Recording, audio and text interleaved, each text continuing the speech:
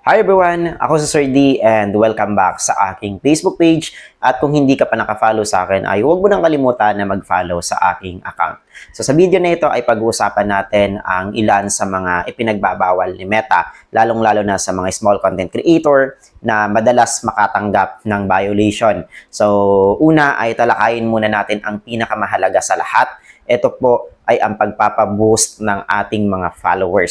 So mga idol, kung kayo po ay kasisimula pa lamang sa mundo ni Meta, so palagi po nating alalahanin na basahin natin ang mga guidelines ni Meta nang sa gayon po ay hindi tayo mabiktima ng ilang mga violation dito kay Meta. So una, iwasan po natin ang pagpapaboost ng ating mga followers. So dapat po ang ating mga followers ay tinatawag na organic. Bagaman ito ay galing po sa follow for follow, mahalaga po ito po ay tunay na account at hindi po AI generated lamang. So iwasan nyo po ang pagpapaboost sa mga third-party application, including na po yung mga website na nag-aalok sa atin na mapalago ang ating mga bahay. So bawal po yan dahil madedetect po agad kayo ni Meta, at kapag na-detect po kayo ni Meta, bubulusok po ang inyong mga reach or yung mga na-reach ng inyong mga account. So again, tandaan nyo po, bawal po ang pagpapaboost ng ating mga followers. So dapat ito po ay organic, galing man ito sa follow for follow ay legal naman po iyon.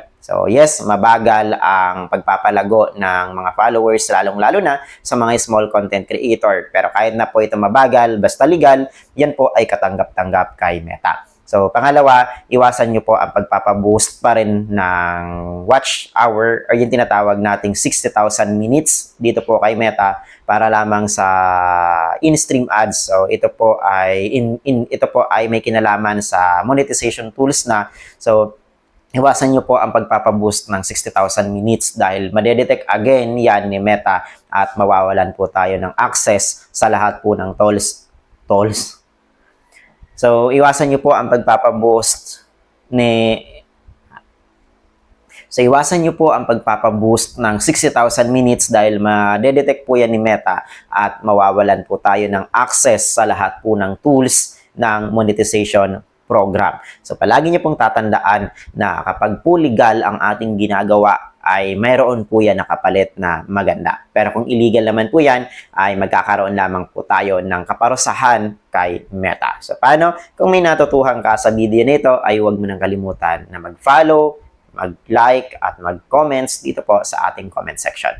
Paano? Kita tayo sa sunod video. Ako sa Sir D. Again, maraming salamat po sa panunood ninyo ng mga videos ko. Paalam!